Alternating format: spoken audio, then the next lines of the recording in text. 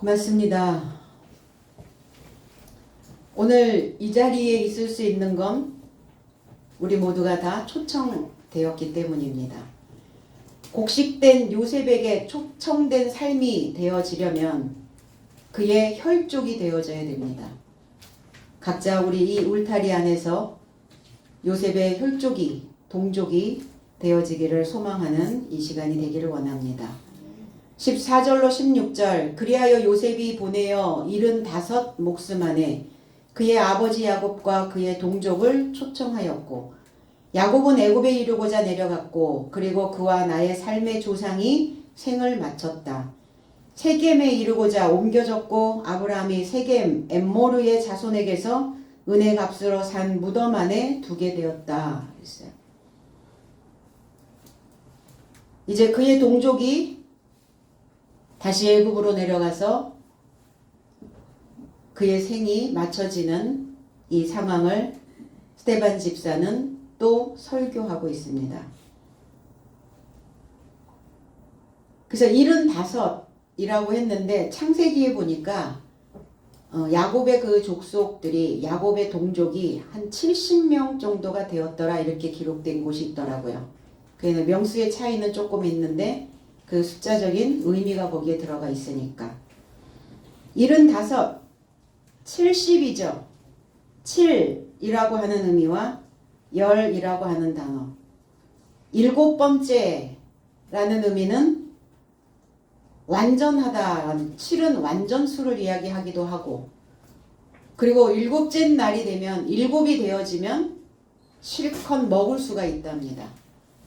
그래서 실컷 먹일 수 있는 그리고 맹세할 수 있는 하나님과의 맹세. 그래서 맹세는 깨지지 않는 계속 이어져 갈 수 있는 그 시간을 그 상태를 이야기하고 있죠. 그래서 부자가 되어지고 축척되어진 그리고 5은 살찐 그리고 용감한 이런 의미를 가지고 있어요. 이사야 65장 16절에는 이러므로 땅에서 자기를 위하여 복을 구하는 자는 진리의 하나님을 향하여 복을 구할 것이요 땅에서 맹세하는 자는 진리의 하나님으로 맹세하리니 이는 이전 환난이 잊어졌고 내 눈앞에 숨겨졌음이니라. 7으로 맹세, 7이 되어지라는 거예요.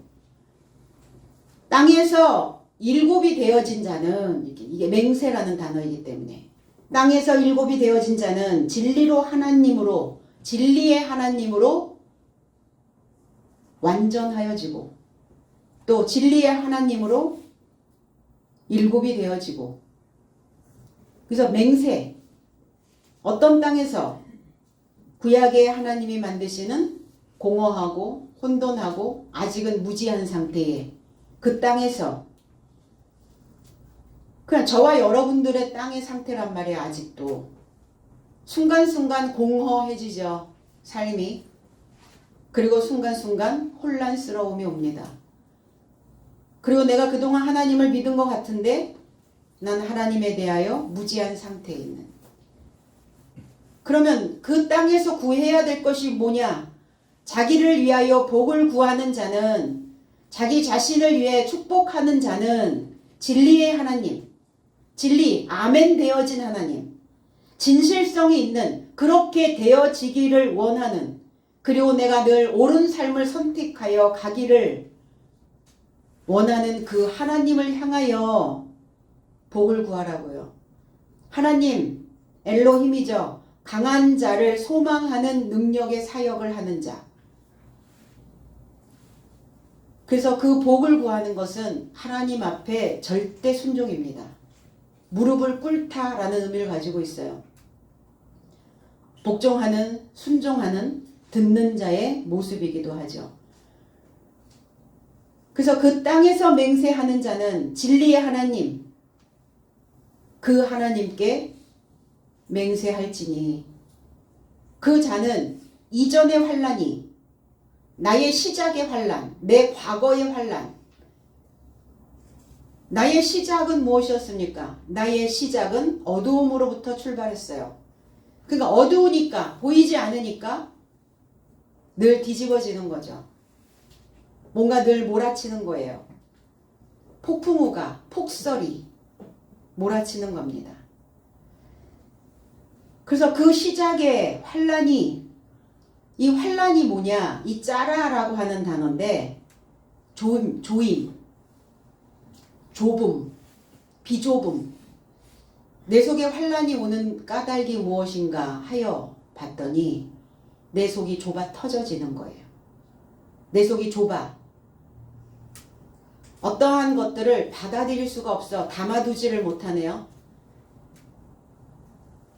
그게 환란이란 말이에요. 쪼여드는 거예요. 내 마음에 공간이 없어지는 거죠. 담아두질 못하죠. 그러니까 그 문제로 인하여 포위되는 거예요. 그 문제가, 그 생각이, 그 감정이 나를 에워싸버리는 겁니다. 이게 환란이에요. 왜 에워싸질까? 마음 안에 담아둘 곳이 없거든요. 너무 좁아서. 그래서 속 좁다 이런 표현들 하죠. 그러면 속이 얼만큼 되어지길래, 크기가, 사이즈가 얼만 하길래 좁다라고 말할까? 그러니까 그 감정 덩어리 하나를 던져 놓을 수 있는 공간도 없다는 거예요. 쪼이니까, 비좁으니까. 늘 환란을 달고 사는 사람들이 있죠. 그것을 잊어버리게 하시겠다고요. 맹세하는 자는 일곱째가 되는 날은 그래서 너희 눈앞에 그것을 숨겨졌음이니라. 그것이 덮여진다는 거예요. 그럼 그 환란에서, 그 비좁음에서 그 생각들을 덮을 수 있다라는 것은 이제 사이즈가 조금 유연하게 넘어가는 거죠. 그래야 그게 덮일 수가 있어요. 상대의 잘못이든 나의 잘못이든 그거를 내가 덮고 가지 못한다는 것은, 담아두지 못한다는 거죠. 덮어줄 수 있다는 것은 그만큼 여유로워진 거예요. 여유롭지 못하니까 어때요? 입으로 다 토설하죠. 입으로 막 발설하죠. 발설하면 발설할수록 어때요? 내 생각은 점점 좁아진단 말이에요. 그래서 열은 축적하고 부유해진, 다섯은 살찌고 또 무장한, 숙련된 군인이라는 의미도 가지고 있어요. 그래서 맹세되어 부유하게 무장된 사람들이에요. 75은. 무엇으로 무장되어 있겠어요? 요셉의 가르침으로. 그들을 초청한 거예요. 요셉의 가르침으로 무장될 수 있는 자들이죠. 숙련될 수 있는 자들이죠. 그들의 사고를 바꿔낼 수 있는 자들입니다. 그래서 75 사람이 아니라 목숨이에요. 푸시케. 75의 목숨을 청하였더니 메타칼레오, 연합되어 초청하다. 연합되어 부르다. 요셉과 연합될 수 있는 자, 말씀과 연합될 수 있는 자, 이 학식과 연합될 수 있는 자를 초청하신다고요. 그럼 오늘 내 몸만 여기 앉아있으면 초청된 건가? 아니면 나의 온 생각과 나의 온 마음이 이 말씀에 몰입하여 초청되어져 있는가? 그러면 이 말씀과 연합되어져 있지 못한다면 나는 초청된 삶이 아니라는 거예요. 그래서 메타라는 단어를 쓴 거죠. 초청이라는 단어, 청하다라는 단어에서. 메타, 칼레오. 그러면 저와 여러분들이 요셉의 혈족으로, 동족으로 초청을 받으려면 어떻게 해야 할까? 의미를 찾아야 되겠죠. 삶의 의미. 삶의 의미가 왜 없나? 신앙생활을 하는 의미가 없기 때문에 삶의 의미가 만들어지지 않는 거예요. 꼭 그렇게 의미를 찾아야만 됩니까? 그럼 의미 안 찾으면 무의미하게 삽니까? 무의미하게 그냥 내 인생을 다 허비해도 상관없단 말입니까? 그렇진 않잖아요. 우리가 숨을 쉬는, 우리가 아침에 일어나서 무엇인가를 하고 어떤 일을 하고 누구를 만나고 내가 어떤 사고를 하고 그러면 그 모든 행태 중에 그 모든 일상생활 안에서 아무 의미 없이 그렇게 흘러가지는 않잖아요. 뭔가 의미가 있기 때문에 난 아침에 일어난 것이고 의미가 있기 때문에 오늘 이 추운 날에도 이 자리에 있는 것이고 내가 신앙생활을 영위하고 가는 그것도 내 삶의 어떤 의미를 만들어내기 위함이라는 거예요. 신앙생활에서 의미를 찾지 못하기 때문에 삶의 의미도 없어지는 겁니다. 믿음이거든요. 신앙은. 무엇인가를 믿는 확신이거든요. 무엇인가를 믿는, 하나님을 믿는 그 확신 속에서 나 자신을 믿는 그 확신이 또 만들어진다는 것이에요. 그러니까 하나님에 대한 확신이 없기 때문에 의미가 없는 거죠.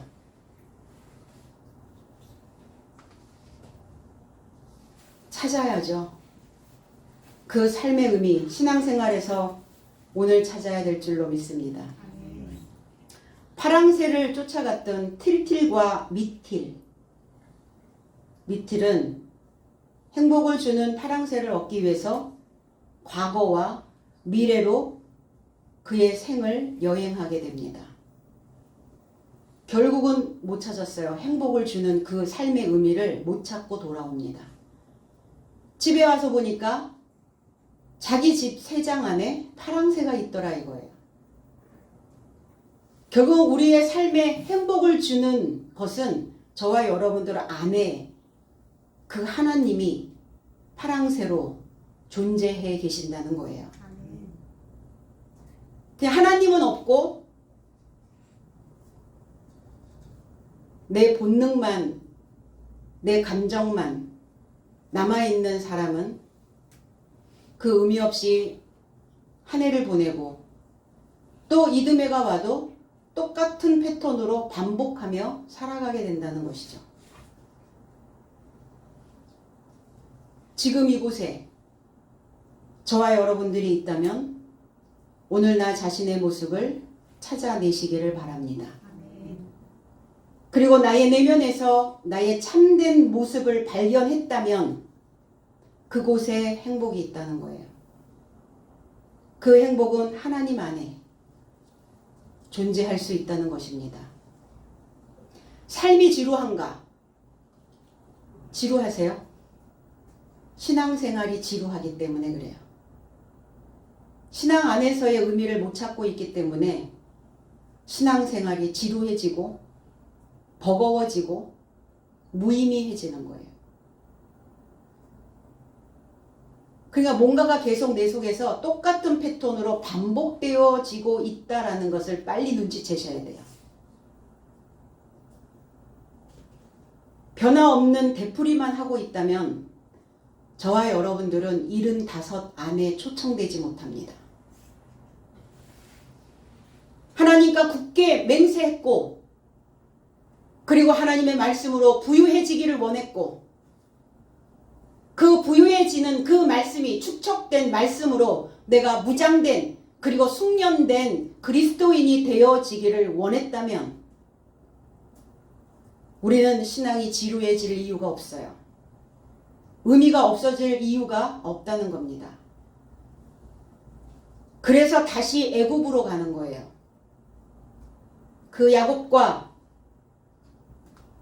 그 동족들은 다 애굽으로 다시 내려가서 믿음의 초석을 만드는 겁니다. 그래서 야곱이 애굽으로 내려간 것을 창세기 46장 1절에는 이스라엘이 모든 소유를 이끌고 발행하여, 이스라엘이 누굽니까? 야곱의 계명된 이름이 이스라엘입니다.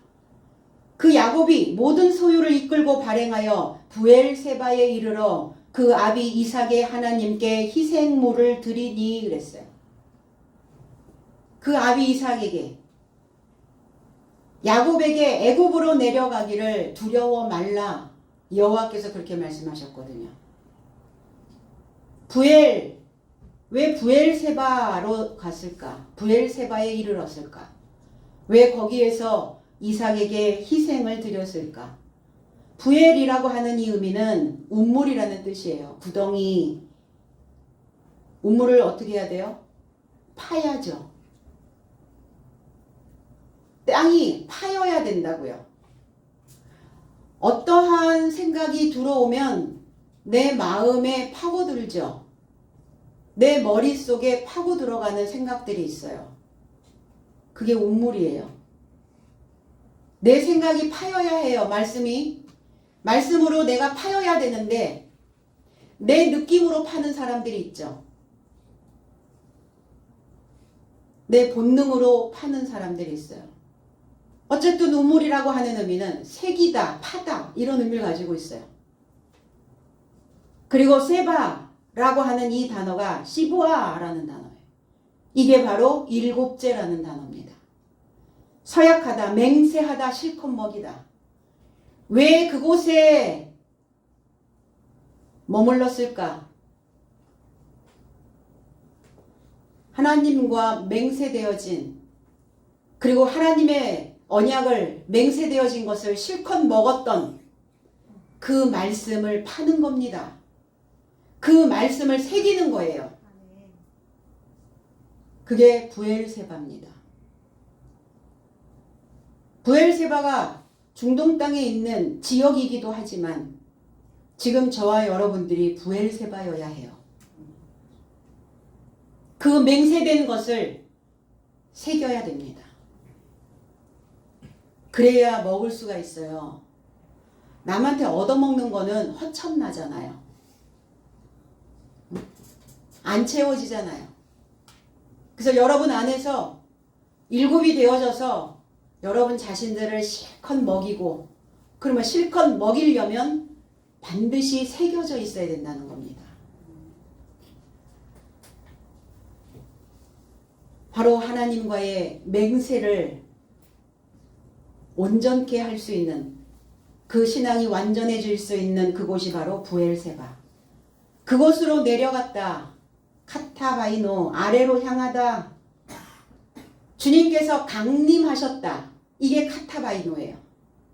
카타, 아래로 내려오셨단 말이에요. 강림.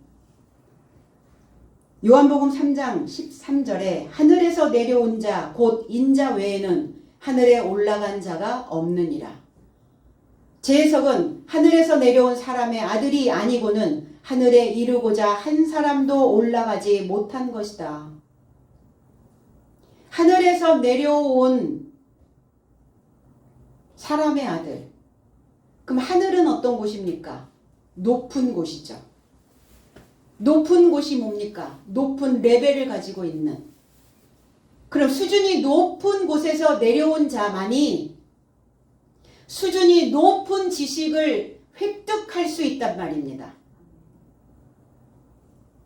유치원 아이들에게, 초등학교 다니는 아이들에게 대학에 있는 학문을 아무리 가르쳐도 그 지경에, 그 경지에 다다르지 못해요. 높은 수준의 말씀을 경험하지 못한 자들은 절대로 하늘에 올라갈 수가 없습니다. 높은 수준의 말씀을 맛본 자만이, 실컷 먹은 자만이 그 땅으로 내려왔다가 다시 그 하늘로 올라갈 수가 있어요. 그러니까 저와 여러분들이 이 학식을, 이 말씀을 접할 수 있다라는 게 얼마나 커다란, 얼마나 위대한 기적과 같은 그러한 일인가. 제가 총예신학의 학생들을 가르치면서 그 생각을 더더욱 절실하게 했어요. 히브리어 알파벳 하나, 아담이라고 하는 뜻 하나, 아무것도 알지 못하는 그 상태에 그들에게 던져주면 정말 처음 접하는, 처음 먹는, 한 번도 들어보지도 못했던 여지까지. 그러면 그 수준에서 하늘에 올라갈 수 있을까? 못 올라간다는 겁니다. 그저 그냥 땅에서 그냥 바글바글 살다 가는 거예요. 누가? 하나님을 믿는 사람들이. 요셉의 혈족이 되어져야 되는 자들이. 그거를 경험하지 못하기 때문에 한 사람도 올라가지 못한 것이다. 이렇게 얘기해요. 그러면 그리스도는 높은 수준의 학식을 가지고 계세요. 그러니까 아버지의 뜻을 행하려고 나는 내려왔다. 이렇게 표현하셨거든요. 아버지의 뜻을, 하늘에 계신, 높이 계시는 높은 수준의 것을 너희들의 땅에 심어주려고, 그래서 너희들이 다 높은 레벨을 가지고 있는 그 하늘 되게 하려고 내가 강림한 것이다. 내려온 것이다. 어디로 내려왔어요? 야곱이 애굽으로 내려갔다고요. 저와 여러분들의 사람 속으로 내려왔다고요. 사람에게로 내려왔어요. 사람. 애굽이 어딥니까? 애굽이 보여지는 이 물질계의 세상입니까? 제가 신학생한테 물어봤더니 다 세상이래요. 이 세상이래요. 무슨 이 세상이 애굽입니까? 사람이라고요. 이사야 31장 3절에 애굽은 사람이요 신이 아니며 그랬어요. 그저 수준이 낮은, 레벨이 낮은 그 인생들을 다 레벨업 시키시려고. 그래서 십자가에 못 박히신 곳도 애굽이에요. 바울 사도께서 그렇게 설명해 놓으셨어요. 이제 그 그리스도와 함께 십자가에 못 박혀야 된다는 것을. 내가 그리스도, 내가 애굽이기 때문에, 애굽에서 못 박히셨기 때문에 이제 그리스도와 함께 십자가에 못 박혀야 되는 그 상황을 설명해 놓으셨거든요. 복음서에, 서신서에.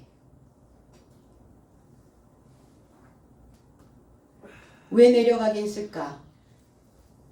내려놓는 거예요. 내려놓지 못하면 붕 떠다니는 거죠.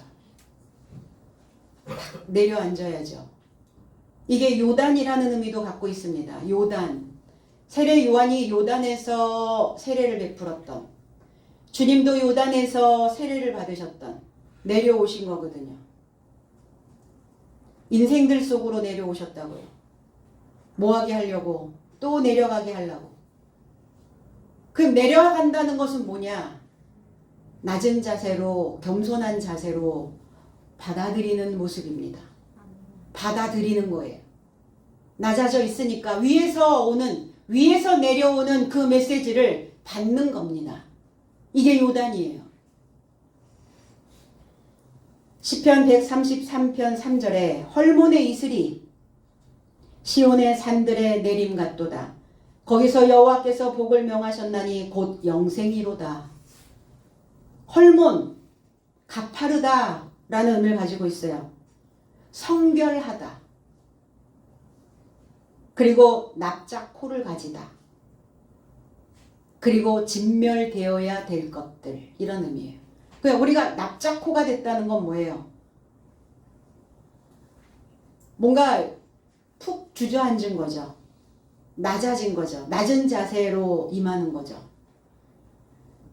이슬 위에 뿌려지는 거죠. 위에 뿌려지는 겁니다. 덮어주는 거예요.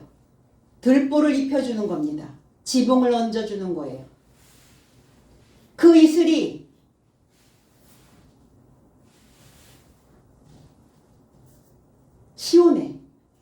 시온의 산들에 눈에 띄다 안내하는 표지판, 이런 뜻이에요. 이슬이 시온에 덮였으니까 어떻겠어요?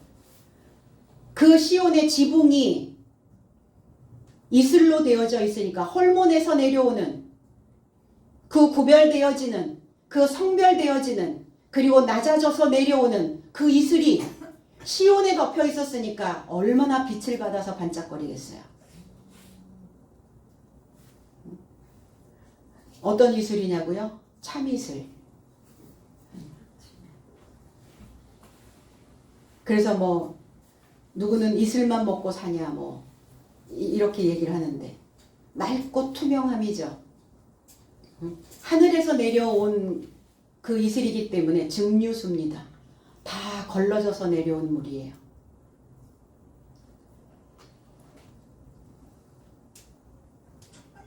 그 산들에서 내림같도다. 얄라드 내려오는. 그래서 그들에게 내려온 그들에게 복을 명하셨다고요. 복을 명령하셨다고요. 그들에게 축복을 명령하셨어요.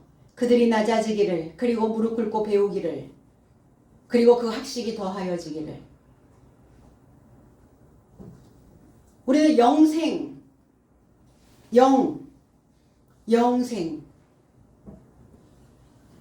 끝까지 죽지 않고 사는 그게 아니라 항상 끊이지 않는, 끊임이 없는, 지속되어지는, 이게 영이에요. 올람이란 단어예요. 올람 하이는 살다, 소성시키다 라는 의미거든요. 그럼 영생의 의미는 뭐냐? 우리가 죽어서 영원히 사는 이게 아니라, 육신이 영원히 사는 이 의미가 아니라, 하나님이 우리에게 주시는 그 복이 계속 끊이지 않고 지속적으로 항상 나를 소성시키시고 나를 살게 하신다고요. 그래서 내려가면 내려왔는데 내려놓지 않는 사람들이 있어요. 내려왔으면 내려놓아야 해요. 그럼 내려놓는다는 건 뭘 내려놓으라는 말인가? 사람들은 그렇게 얘기하죠. 내려놔. 불필요하다는 거예요. 그게 필요한 것이 아니에요. 필요치 않은 것들을 내려놓으라는 겁니다. 그럼 불필요한 곳에 우리가 계속 에너지를 쓰면, 이 마음을 쓰면, 생각을 쓰면 어떻게 되어지겠는가? 필요 없는 곳에 마음을 다 써버리고 나면 북돋아지지 않아요.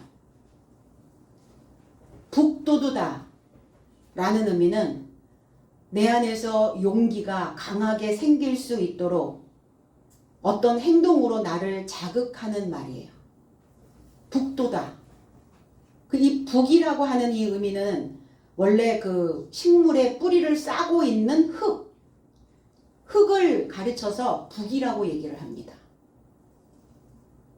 그래서 돋우다는 기운을 강하게 불러일으키다 라는 또 의미를 내포하고 있어요.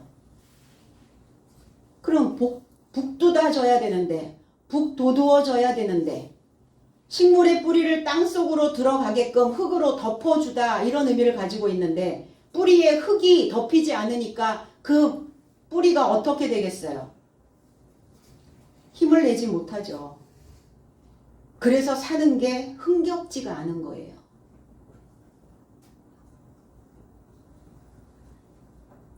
그리고 시들해지는 겁니다. 흙이 없으니까 뿌리에 북돋아지지가 않잖아요. 나를 강하게 용기 있는 그 행동으로 기운을 차릴 수 있는 그 마음으로 나를 감싸안지 못하잖아요. 그러니까 믿음의 뿌리도 그 마음에 박히지 않는 거예요. 이 해가 가고 저 해가 오고 또 새로운 해가 또 거듭거듭 와도 북돋아지지 않는 이유가 있죠. 여전히 믿음이 나의 마음의 뿌리에 덮이지 않고 있기 때문입니다. 그러니까 뭐 하셔야 돼요? 다 내려가서 내려놓으셔야 됩니다. 말로는 하죠. 내려놨다고. 내려놨는데 어느 날 집어들고 있는 거예요. 또 여전히. 그러면 그 패턴에서 벗어나지 못하면 나는 죽는 날까지 땅에서 바글거리다가 말아요. 쭉 올라가야 되는데 비상하셔야 되거든요. 붙어있는 그 생각들이 좀 올라가야 된다고요. 하나님의 말씀으로. 그러기 전에 다 내려놓고 이제 새로운 것들을 만들어서 다시 새로운 믿음으로, 다시 신앙생활로 새롭게 출발하는 그 교회 생활로 다시 나를 북돋아야 될 줄로 믿습니다. 그래서 하나님은 콧대 높은 거 별로 좋아하시지 않아요. 콧대가 높아. 그 납작코를 좋아하신다고. 헐몬, 납작코가 되다. 그 동양적 사고를 좋아하시는 거죠. 서양적 사고를 가지고 있는 것보다는. 그래서 내려가야, 요단으로 가셔야, 요단으로 가는 게 아니라 요단이 되어야, 여러분들이 요단이 되셔야, 그래야 내가 씻겨질 수 있고, 그리고 내가 내려놓아질 수가 있어요. 내 안에서 어지럽게 널려져 있는 그 많은 조각조각들이 어디에서 떠내려왔는지 모르지만 내 속에 너무나 많은 조각들이, 파편들이 떠다니고 있어요. 그 사상들이. 거기서 죽었다고요? 생을 마쳤다고요? 끝났다고요? 사도행전 2장 29절에는 형제들아 내가 조상 다윗에 대하여 담대히 말할 수 있노니 다윗이 죽어 장사되어 그 묘가 오늘까지 우리 중에 있도다. 제 해석은 장정 형제 삶이여 너의 삶을 향해 족장 다윗에 관하여 솔직함에 결합하여 말함이 합당하다. 그도 생을 마치고 그도 죽고 매장되어 그의 무덤이 이날까지 나의 삶 안에 있다. 이날까지. 이날이 어떤 날입니까? 일곱째 날까지, 맹세되어진 그날까지, 실컷 먹고 완전해지는 그날까지 다윗의 무덤이 저와 여러분들 안에 있다고요. 그래서 믿음의 선진들 모두가 다 그리스도 안에서 지금 잠자고 있는 거죠. 저와 여러분들의 삶이 없이는 이 믿음의 조상들을 완전하게 할 수가 없다고요. 그건 제가 하는 말이 아니라 히브리서에 기록되어져 있죠. 나는 연결된 소식을 마련하고 있고 그러나 믿음의 선진들은 그것을 마련하지 못하고 생을 마쳤다고요. 육은 죽었으나 다윗의 정신은, 다윗의 믿음은, 다윗의 신앙생활은 저와 여러분들 삶 속에 있어야 되는 것이죠.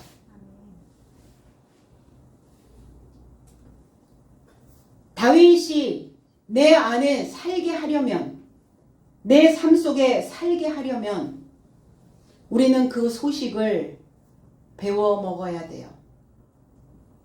그 소식을 들어 먹어야 합니다. 그래야 다윗의 정신이 내 안에 존재할 수 있다는 것입니다. 야곱의 그 동족들이 다 세겜으로 옮기워졌다 그랬어요. 16절에 세겜. 이 세켐이라고 하는 이 의미가 산마루라는 의미를 가지고 있어요. 산마루. 우리의 인체에 산마루가 어디냐? 돌출된 이 어깨. 그래서 우리가 뭐가 힘이 나면 이게 으쓱해지기도 하고 힘이 없으면 어깨가 좁아서 어깨가 축 늘어지기도 하죠. 사람들을 깨울 때 우리는 어깨를 흔들죠. 그리고 뭔가 힘을 실어줄 때 어깨를 투닥투닥 하기도 합니다.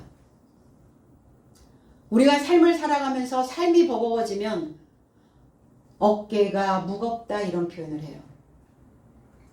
어깨는 무엇인가를 적재할 수 있는 장소이기도 합니다.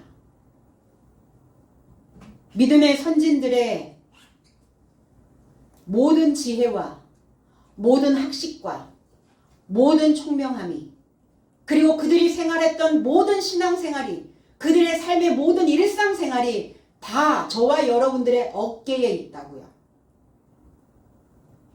어깨가 필요하십니까? 우리가 힘이 없고 누군가의 위로를 구할 때 사람들은 이렇게 얘기합니다. 언제든 내 어깨에 와서 기대도 돼. 오늘 세겜으로 간 이유는 우리들에게 힘을 주기 위한, 지지대가 되기 위한. 그래서 어깨가 탁 받쳐주면 좌절로, 낙심으로, 힘든 삶으로 쭈르륵 미끄러져 내려갈 수밖에 없는 그 인생들을 턱 받쳐주는 거예요. 뭐하지 않도록, 저 깊은 골짜기로 빠지지 않도록. 우리의 생각이 하염없이 저 음부를 향하여 내려갈 때도 있어요. 좌절을 경험할 때도 있습니다. 낙심할 때도 있어요. 실망스러울 때도 있습니다. 삶이 힘들어서 다 내려놓고 포기하고 싶을 때도 있어요. 그럴 때 세겜을 기억하시기 바랍니다. 그 야곱이, 그 하나님이 나의 어깨 위에 그 믿음을 적재할 수 있도록,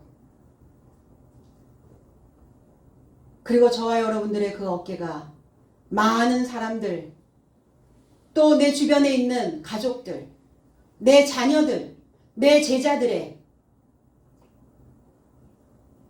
버팀목이 되어질 수 있다는 걸 꼭 명심해 주시기 바랍니다. 창세기 24장 15절에 말을 마치지 못하여서 리브가가 물 항아리를 어깨에 메고 나오니 그는 아브라함의 동생 나홀의 아내 밀가의 아들 부두엘의 소생이라 그랬어요. 리브가를 이삭의 아내로 맞이할 때 아브라함은 그 종에게 어디 가면,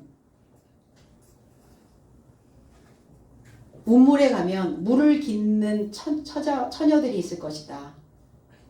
거기에서 이삭의 배우자가 될 수 있는 사람을 한번 보고 오너라, 이러고 이제 심부름을 시킵니다. 그 종에게 시켜서 리브가가 이제 우물에서 물을 깃고 많은 사람들이 물을 깃고 있는데 리브가에게 가서 물을 마시게 할 수 있느냐, 이렇게 그 종이 물어봅니다. 그랬더니 아브라함이 얘기했거든요. 약대에게도 물을 마시게 한다면 그가 바로 이삭의 짝꿍이다. 근데 이 리브가가 약대에게도 마시우게 할 수 있습니다, 이렇게 얘기를 하는 거예요. 그러니까 그 종은 이삭을 위하여 이 자가 정해놓은 짝이구나 라는 것을 알게 됩니다. 근데 우리가 보통 물을 기르면 물 항아리를 머리에 이지 어깨에 매진 않죠. 근데 리브가가 그 물 항아리를 어깨에 메고 나오니 이랬거든요. 어깨에 맸다고요. 그럼 어깨가 뭐라는 건 얘기예요. 기꺼이 내 남편의 버팀목이 되어줄 수 있습니다. 내 남편이 힘들 때 그 어깨를 빌려줄 수 있습니다.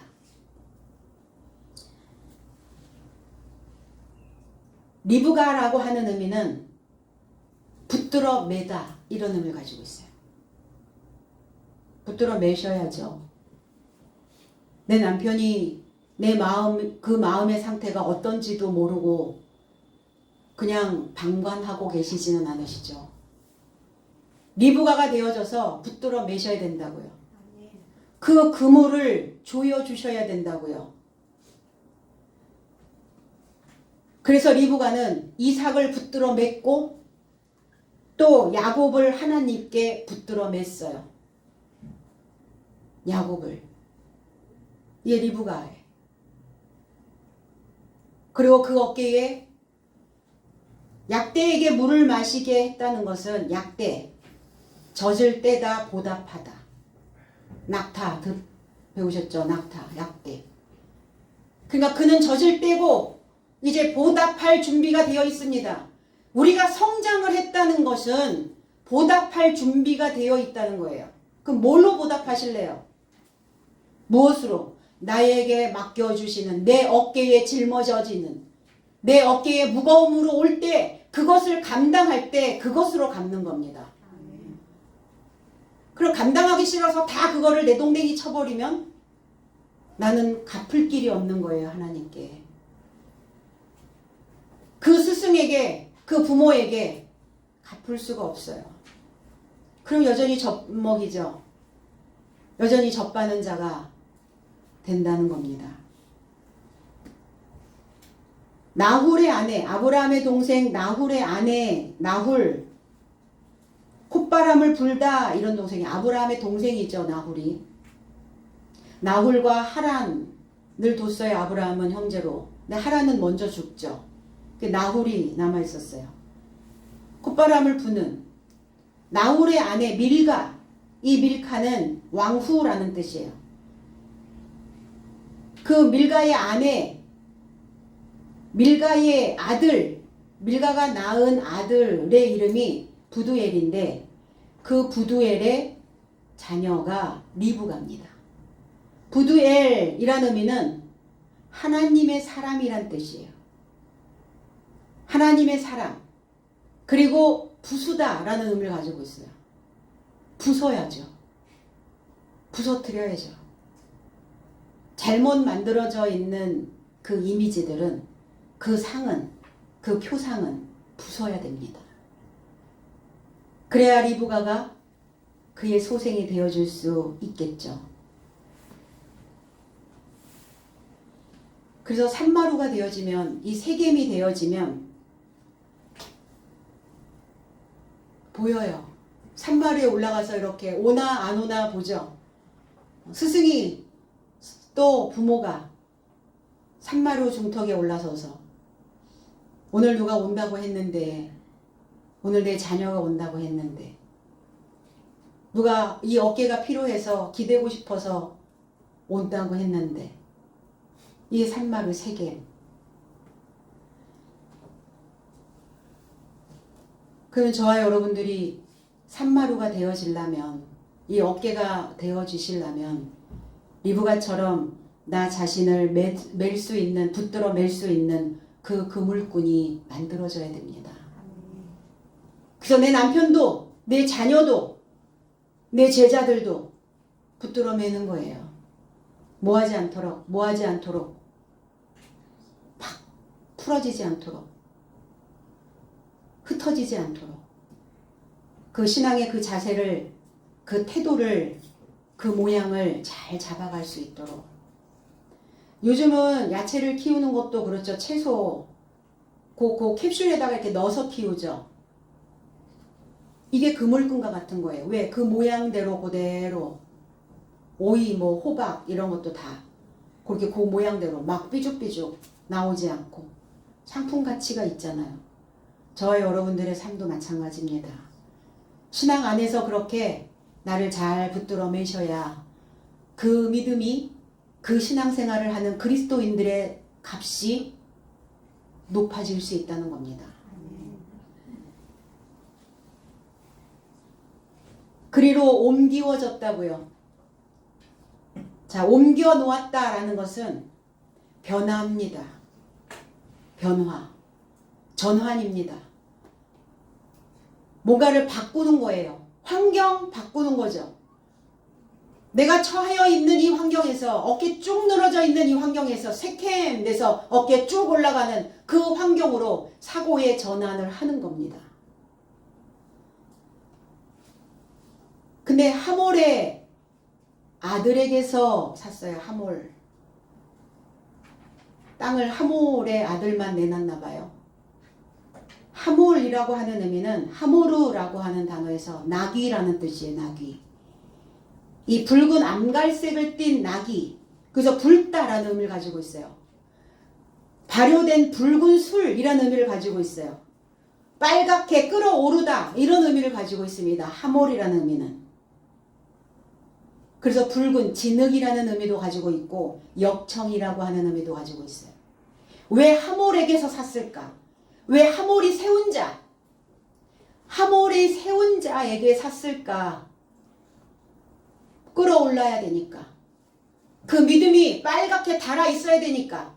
잘 발효된 술이 되어져야 되니까. 하나님과 잘 엮여서 잘 붙어있는 악교가 되어져야 되니까. 그게 역청이 되어져야 돼. 이게 다 하몰이에요. 진흙이 되어져 있었으니 나는 나를 다시 지을 수 있고 나를 빚어낼 수 있단 말이에요. 이게 하몰입니다. 이 단어가 호멜이라고 하는 곡식을 다는 곡물 계량 기구의 이름도 호멜입니다. 호멜이 되어져야 이 하몰에게서 사야 내가 얼마큼 채워졌는지 아니면 양이 부족한지 이거를 알 수가 있어요. 곡물 계량기에다가 나의 믿음의 생활을 넣어보니 어떻습니까? 부족해요. 부족하면 채우셔야죠. 그럼 뭘로 채우실래요? 이 하몰의 땅을 사셔야 되는데 돈이 있어야 살 거 아니에요. 값을 주고 사야 될 거 아니에요. 그럼 값을 주려면 일하셔야 됩니다. 그 무슨 일이요?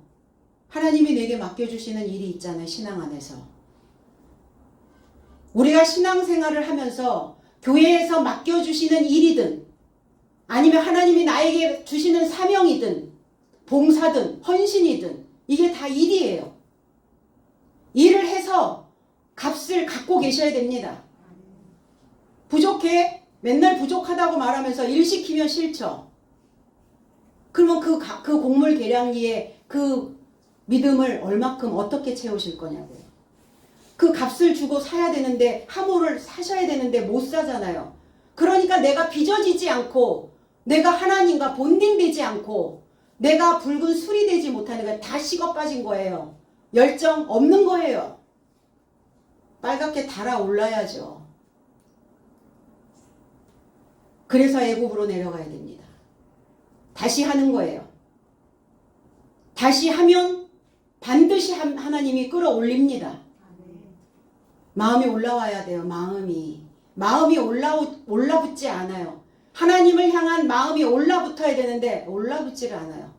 북돋아지지 않고 있다는 겁니다. 그래서 교회에 직분들이 있잖아요. 목장,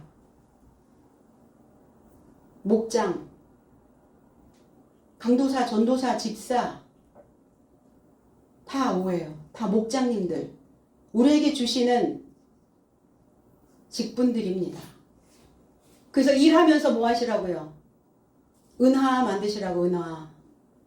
일하는 자는 빛납니다.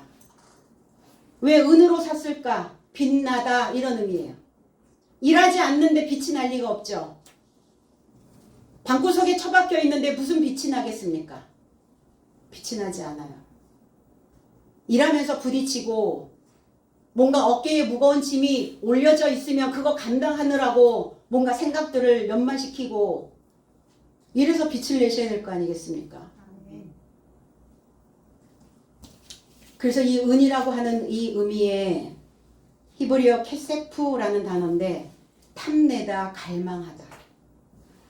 창백한 색깔이라는 의미도 있지만 하나님을 향한 하나님을 탐내는 그 일을 탐내는 그 직분을 탐내는 그리고 그 수준으로 올라가는 것을 탐내는 그걸 갈망하는. 그래서 아브라함의 하나님을 탐내고 이삭의 하나님을 갈망하고 야곱의 하나님의 색깔로 변하는 이게 은이에요.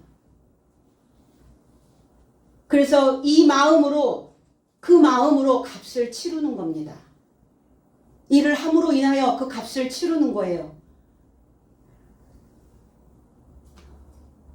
하나님을 향하여 그 갈망하고 그 직분을 탐하는 이 마음으로 값을 치르는 겁니다.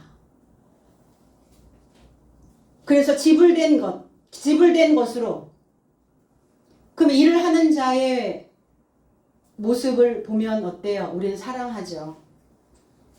사랑받는, 그리고 내가 사랑하는 이 마음으로 값을 주는 겁니다. 값을 주고 샀어요. 그리고 무덤에 장사되니라. 장사되다가 아니라 무덤 안에 두었다고요. 무엇을? 아브라함과 이삭의 그 믿음을 무덤 안에 두었다고요. 무덤이 어디입니까? 무덤, 무네마라는 단어, 기억이란 단어입니다. 우리의 기억 안에, 우리의 마음 안에. 그래서 다윗의 무덤이 이날까지 나의 삶 안에 있다는 것은 우리는 다윗을 기억하는 거예요. 다윗을 회상하는 겁니다. 나의 기억 안에, 나의 깨달음 안에 배치해 두셨다고요. 기억 까먹죠? 그 믿음 온데간데 없어지죠?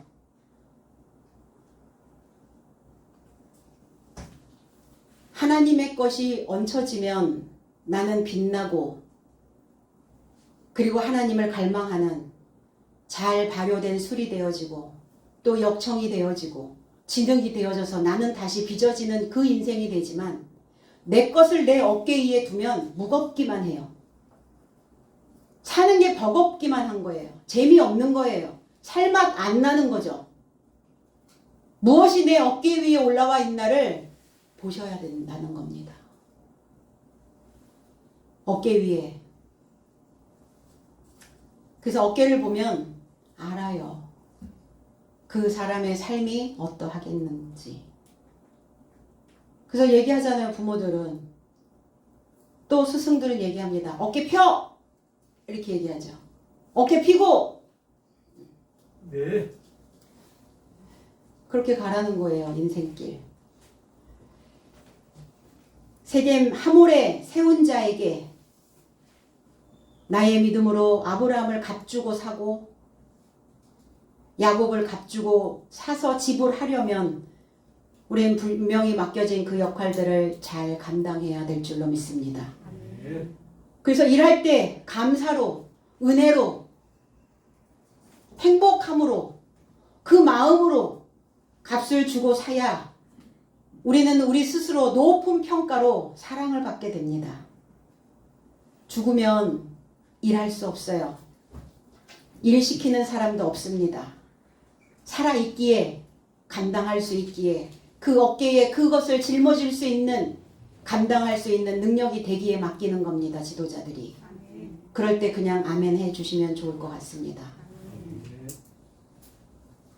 그래서 나에게 일할 기회가 왔을 때, 아, 드디어 나의 그 곳간을 채울 수 있는 그 상황이 되었구나. 부족분을 채워주시려고 나에게 일을 맡겨주셨구나.